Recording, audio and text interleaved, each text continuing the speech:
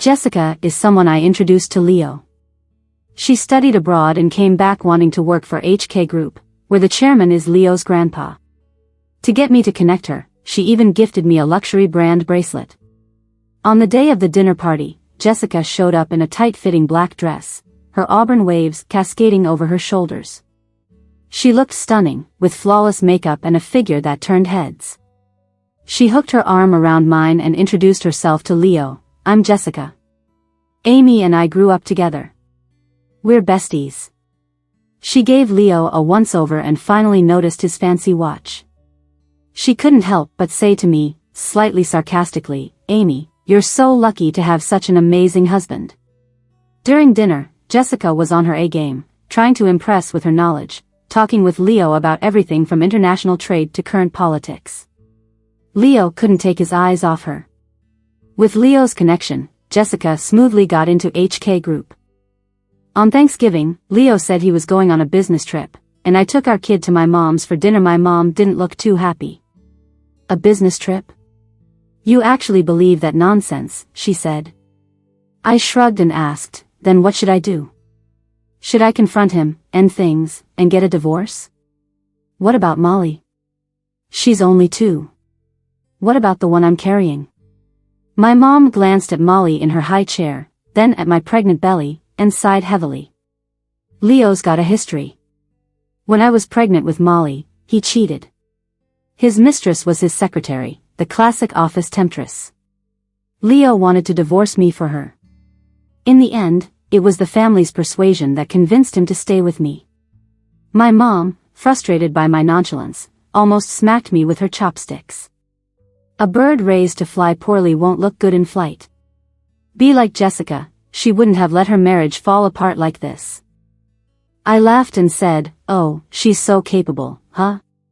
If she really were, she wouldn't have given me a fake bracelet to help her get into HK Group." My mom rolled her eyes.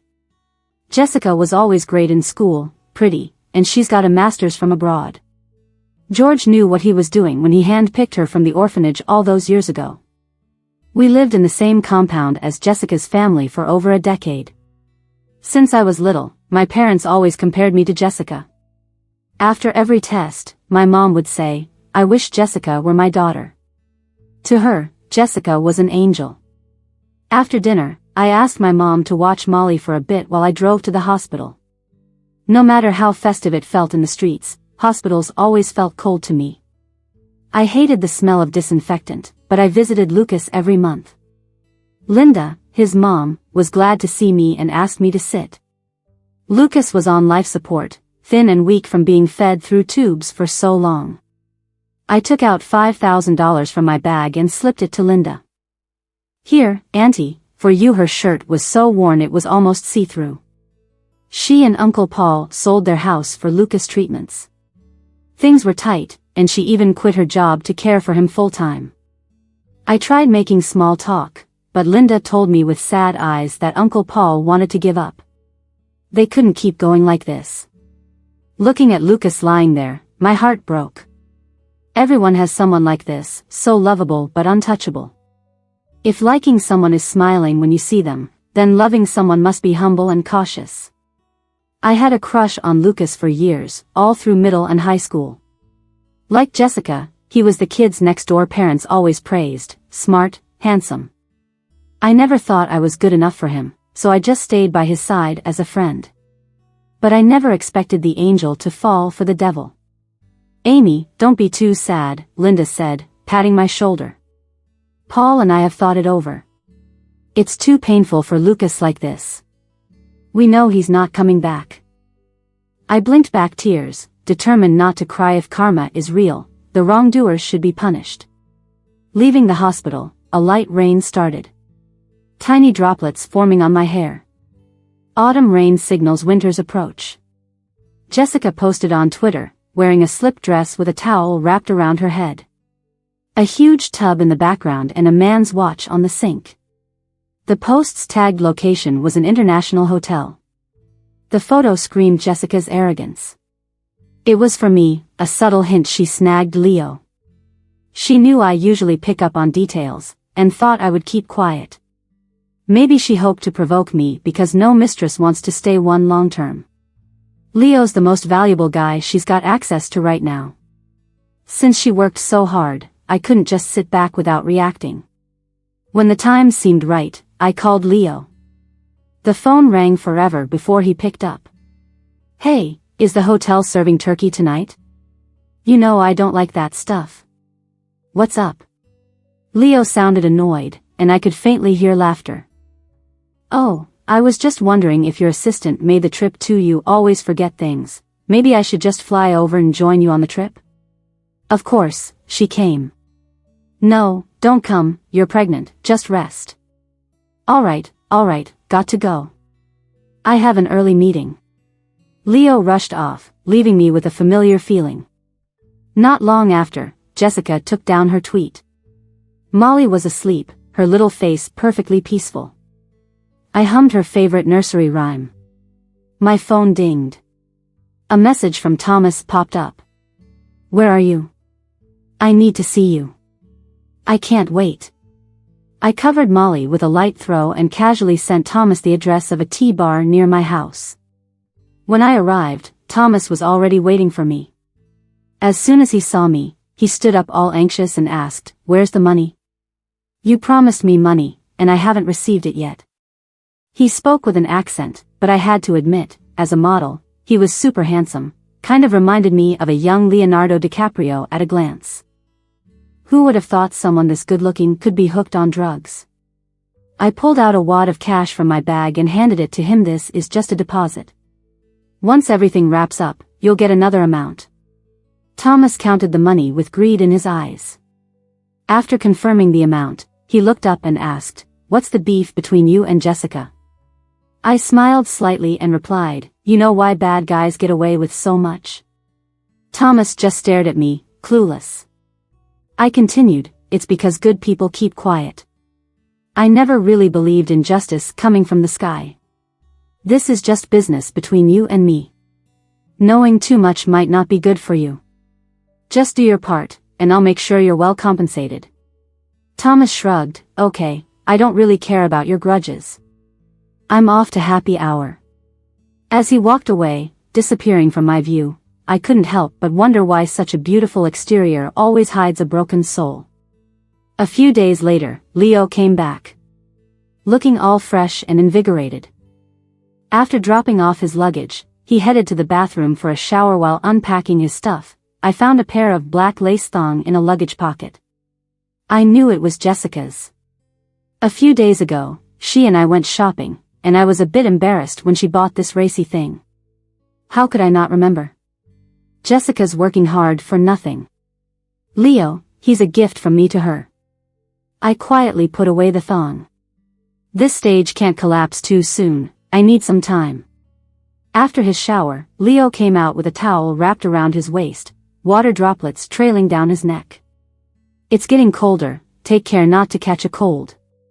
I played the part of the gentle wife and handed him a towel. Leo dried himself, pulled me into a hug, and sniffed my hair, whispering, "You know why I married you? Because you're clean and sensible." His warm breath brushed against my ear, and I felt a sour urge rise from my stomach to my throat. I pushed him away and ran to the bathroom to throw up. Standing at the door, Leo pinched his nose in disgust. "When's the 4D ultrasound? This baby better be a boy. You know my grandpa's old. My cousin's wife is pregnant too. If we have a boy, we'll get a bigger share of the inheritance." Once I caught my breath, I rinsed my mouth and replied, "Tomorrow. The morning sickness is bad. Doctors said the baby's unstable, we can't be having sex." Leo didn't mind, of course. His energy's all spent on the ever-charming Jessica. He'd rather not have anything with me anyway. The next day, Leo insisted on coming with me for the ultrasound. Not that he cared much for me, but because the baby inside was a tactical move in their family battle. I was carrying a boy. Leo was thrilled, called his parents to share the news, and they reminded him to take good care of me. Jessica acted like nothing was up, inviting me for shopping trips whenever there was a break. Her Hermes bags were legit, and I knew Leo got them for her. He's always generous with women. With Leo's support, Jessica spent like crazy, even dragging me confidently to the luxury stores at Starbucks. Jessica stirred her coffee with a worried frown. Amy, I've been seeing someone, but we can't get married for certain reasons. What should I do?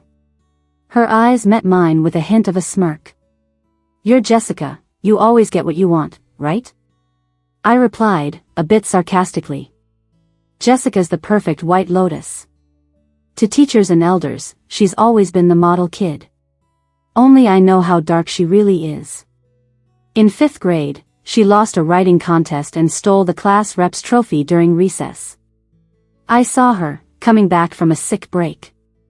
Then in middle school, she accidentally pushed the current cheer captain downstairs to become the next one. Stuff like that happened too many times, but Jessica's acting skills were top-notch. She always got away clean. What bad intentions could a star student have? But he's not a thing. He's a person. I can't just keep him tied to me. Jessica rested her chin on her hands, looking all innocent. You'll think of something. Jessica smiled at me, but my boyfriend's really nice to me. He even said I should give him a son. Jessica abruptly changed the subject. By the way, I've been curious, how did you end up with Leo? That's a long story. He pursued me. I admitted. Oh, really? Jessica looked at me with disdain as if I wasn't worthy of Leo. I truly wasn't a match for Leo. I should let them have each other. Two shameless people together must be quite entertaining. Shortly after, Jessica's phone rang. She gave an address and, 10 minutes later, Thomas showed up at the Starbucks entrance. This the boyfriend you mentioned? He's quite handsome. I asked, playing dumb. Just a friend. I got something to take care of, won't be joining you for shopping.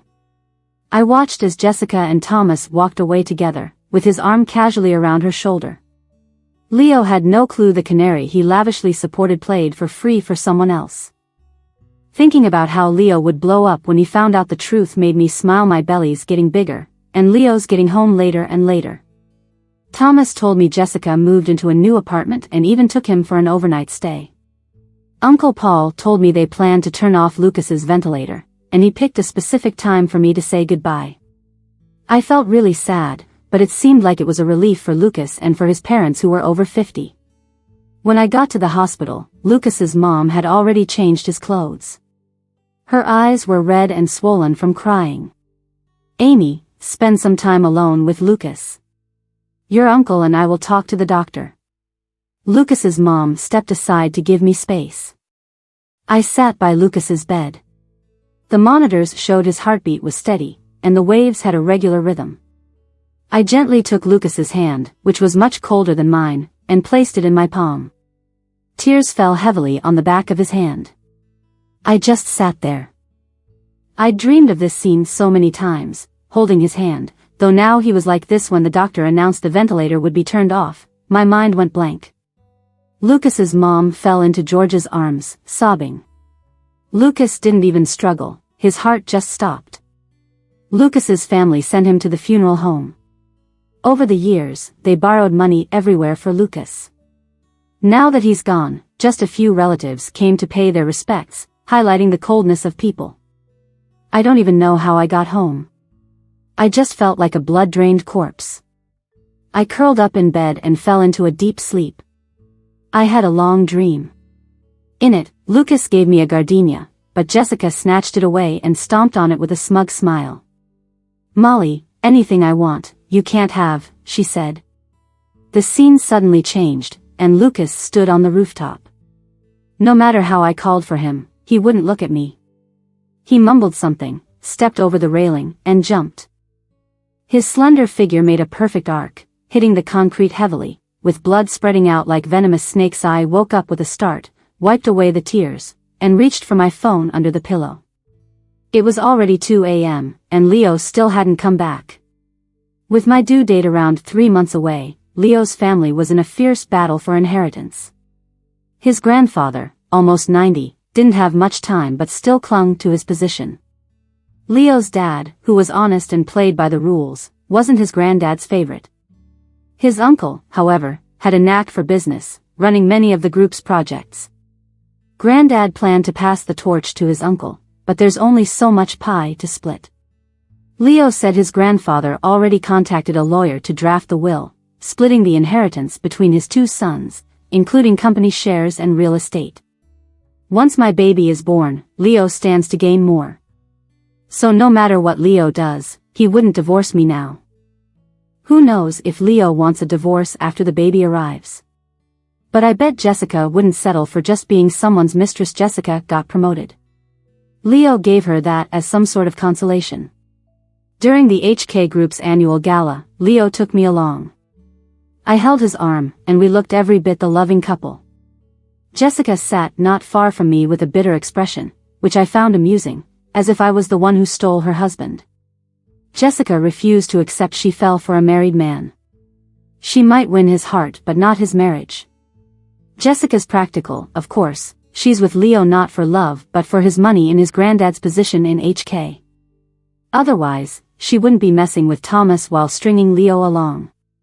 She wanted Thomas's body but couldn't leave Leo's money. Those who want it all often end up with nothing. Leo's family booked a high-end maternity center for me. I hadn't seen Leo's mom in ages, and she grabbed my hand for a heart-to-heart. Amy, you and Leo have been through so much. Now, with the second child on the way, Leo was a bit of a mess, but he's changed. You all have a good life ahead. But what if he hasn't changed? She paused at my question, then smiled. They say pregnant women are just full of worries. Leo's busy with work now. No time for playing around. You're a hero to our family, and we won't let you down. They say couples stay together because they complement each other. Leo's dad is honest, his mom is the sharp one. No matter what Leo does wrong, his mom always defends him. To her, Leo's just a good son who got sidetracked by someone else. With 10 days to go before my due date, I moved into the maternity center. Thomas texted me, saying he was going back to the States, feeling worse and needing treatment. I sent him the money I promised and then blocked him. There's no cure for AIDS, maybe he wants to die back home. My son was born, healthy and chubby. Leo's dad kissed the baby over and over. A boy, just what the family wanted. Leo gave me a cheesy forehead kiss. Thanks for everything, honey. His mom stood by, capturing the whole moment with her camera. Leo was told not to go anywhere while I was in postpartum recovery. He had to stay with me at the center. His phone kept ringing. I knew it was Jessica. Leo decisively hung up and continued playing with our son. The little guy looks just like me, with that nose and mouth. Leo just got a son, and naturally, he's over the moon. What do you mean he looks like you? I think he's even cuter than you, I said as I sat up to eat the nutritious meal prepared by my postpartum nurse. When I had Molly, Leo was out with other women all the time. On the day I gave birth, he wasn't there, and during my recovery, he came causing a scene, even laid hands on me. They say the pain a woman goes through during recovery stays with her for life, and that's something I'll never forget. Even closing my eyes, I can still see the divorce papers Leo tossed in front of me, commanding me to sign them coldly, but I refused to sign no matter what because signing meant losing my daughter. They would never let me have Molly. As a stay-at-home mom, I had no immediate income or strong legal support to win custody. They didn't care much for Molly, but also wouldn't let her go hungry. Divorce meant losing custody, which is why I put up with everything and didn't leave. I've long despised Leo. He's heartless, always running after someone else, having affairs while I was pregnant, and abusing me during recovery. How could I have any attachment to a husband like that? When I started working at HK Group, Leo pretended to be sincerely pursuing me. He said he truly loved me and would always be good to me. In reality, he just wanted a wife with no romantic past, and I fit the bill, never dated, very plain. He's naturally wild, didn't want to marry a socialite who could control him. A woman like me? After marriage, he could easily manipulate me. Didn't have power or status, even in divorce, I'd end up with nothing. Jessica couldn't wait any longer and confronted me. Just out of recovery, I felt frumpy sitting next to slim Jessica. I won't hide it anymore. I've been with Leo for a while. The day after you introduced us, we slept together. He said he loves me, not you. Just let him go. She sat across, all high and mighty, as if she were the wife, and I was the mistress. You're funny. How come going abroad didn't change you at all? You'll never change, you're rotten. I shook my head and chuckled. You think having 2 kids with Leo is a big deal? I'm pregnant. If not, I wouldn't have come to you. Leo's sick of you, he says you're dull in bed. Why cling to him? I leaned in close and said, because seeing you all desperate wanting something you can't have? It feels great. Jessica, did you learn nothing but bad habits abroad? I spent quite a bit to dig up your dirt. Changing boyfriends so often, even having an abortion. How would your parents feel if they knew you're trash? Oh, they probably wouldn't mind too much since you're adopted, not their flesh and blood. Jessica's face twisted with rage. A moment ago, she was all arrogant, now, she bit her lip, wanting to attack me. She saw me as prey, but I'm no longer that rabbit. I bit back hard. Jessica knew about her adoption, but hearing it stung. Her birth mom was a criminal, which was her eternal sore point. Amy, I'm impressed. You've gotten smart. I laughed. I've always been smart, just above playing tricks. Hey, does Leo know you're two-timing with Thomas? Is he good in bed? Jessica gritted her teeth. How do you know about Thomas? I couldn't help but mock her stupidity. Still don't get it? I sent Thomas to lure you in. Jessica seemed shocked, then sneered. So what if you did? You think Leo will believe you? Tell him, see who he trusts. I shook my head. Her intellect was really lacking. Doesn't matter if Leo believes maybe the way. Have trouble reaching Thomas lately? Oh, right. He's bi, uses drugs, has HIV. Maybe you should get checked. After all, it's been almost a year you two have been together. Tests will show now. I worked hard to set Jessica up with Thomas so she'd never recover, ensuring she goes through hell. Jessica was visibly shaken. Her lips quivered. Why do this? She asked, almost tearfully. For Lucas. Did you forget Lucas? She recoiled at the name, evidently out of touch with that memory. In the States, indulging herself, Lucas was out of mind. If I hadn't read Lucas's diary, I wouldn't have known why he loved you. When I asked you to pass my letters to Lucas, you stole them. Lucas thought they were yours, that's why he fell for you. You took what was supposed to be mine. He gave up a prestigious college to be with you, and you betrayed him, stole his scholarship by tricking him into signing it away when he was drunk. You know what? He liked you so much that even if you didn't act a certain way, he would have let you have the chance. What's most terrible is that you went on the school forum and falsely accused Lucas of cheating, causing him to face online abuse. In the end, he couldn't take the pressure anymore and jumped, becoming a vegetable and reliant on a respirator to stay alive. He went from being a fine person to wasting away like a skeleton. A few months ago, his parents turned off the respirator and ended his life. If it weren't for you, he'd still be alive. So, why do you get to live comfortably? I unleashed years of pent-up emotions inside me, and it felt incredibly satisfying. You, just wait, I'm calling the police. Jessica shook as she pulled out her phone. Go ahead. Call them. Once you do, everyone will know about your promiscuous life, that you have AIDS. Do you have evidence I orchestrated any of this? I raised my eyebrows at her. How do you even prove something like this? Thomas isn't even Thomas, and he's already gone back to his country. Who do you plan to tell? Your parents? If your parents find out all your dirty secrets, they wouldn't even know where to hide their faces, right? Tell Leo. If Leo finds out you've infected him and about the baby inside you, do you think he'd let you off the hook? Jessica was furious.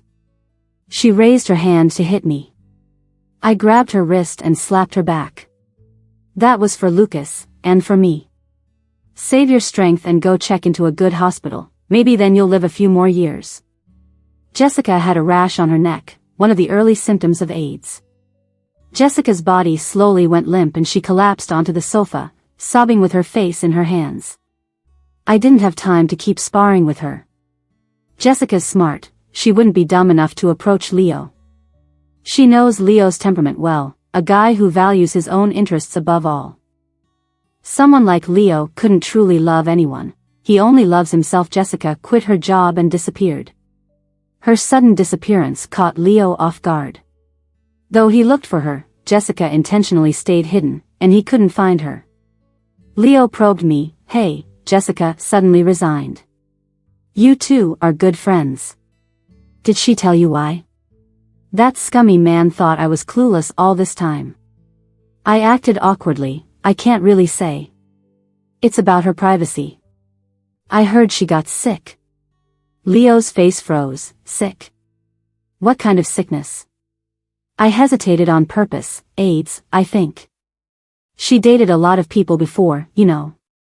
She studied abroad, where things are more open. Leo's face turned pale, stammering, You're serious? She has AIDS? I nodded seriously. Of course, I wouldn't joke about that.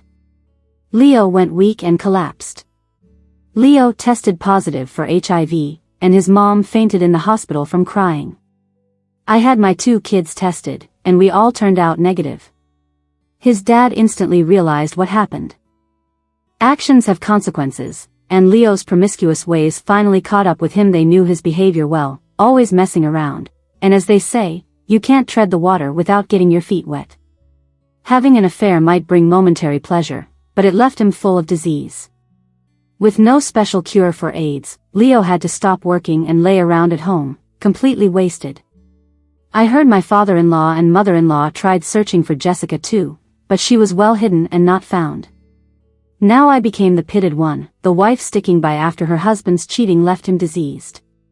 There's no way I'd divorce him, not when I could watch him suffer. Leo's health worsened as his immune system was shot. Even a simple cold could be fatal. Leo was always paranoid about his health because he had a fortune. If it weren't for the disease, he could have kept living in luxury for years. Leo's HIV status became a dark cloud over his family. George, a respected man, saw his grandson's condition become a joke in their business circles. Grandpa decided to send Leo to the U.S. for treatment and told me to accompany him. In our villa in Los Angeles, Leo lay on the bed, coughing relentlessly. A flu had turned into pneumonia for him, given his non-existent immune system. He weakly pointed to the meds on the bedside table, pleading with his eyes. I picked up the cough syrup. Want it? I let the bottle slip, spilling it everywhere. Oops, none left now. Leo's lips turned pale, his chest heaving heavily. Why? Why? Why? You forgot how you treated me? When I was pregnant with Molly, you drowned my head in the toilet over some floozy. If I hadn't protected my belly so fiercely, I'd have lost the baby. All these years, you acted like a stud, chasing after other women. Leo, you're so shameless. You even slept with my best friend. Leo frowned in pain, too weak to argue back. You trampled on my dignity, and you thought I stayed because I love you? I stayed for Molly only. When you're dead, do I not risk losing my daughter? So go on, pass away. I leaned in close and whispered into his ear. Leo looked at me in horror, as if I were a stranger. Oh, by the way, one more thing. Harry isn't your son, he's an IVF baby. His father is a man I loved dearly. He'll inherit everything from you. But I'll raise him right, he won't become a scumbag like you. Leo's eyes fixated on me. Had he any strength left, he'd try to kill me, but luck wasn't on his side. I took his phone, switched off the lights, and locked the door.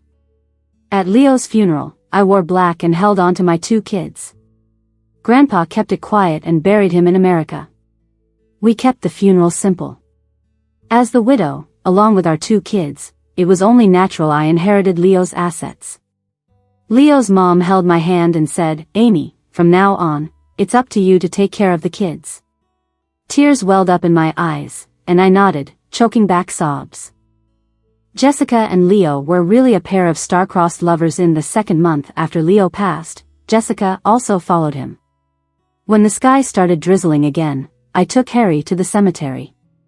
On the headstone, Lucas was smiling brightly in the photo. I placed a bunch of gardenias on Lucas's grave. Harry had just started babbling. I crouched down and pointed at Lucas on the headstone, saying, "Harry, this is Daddy."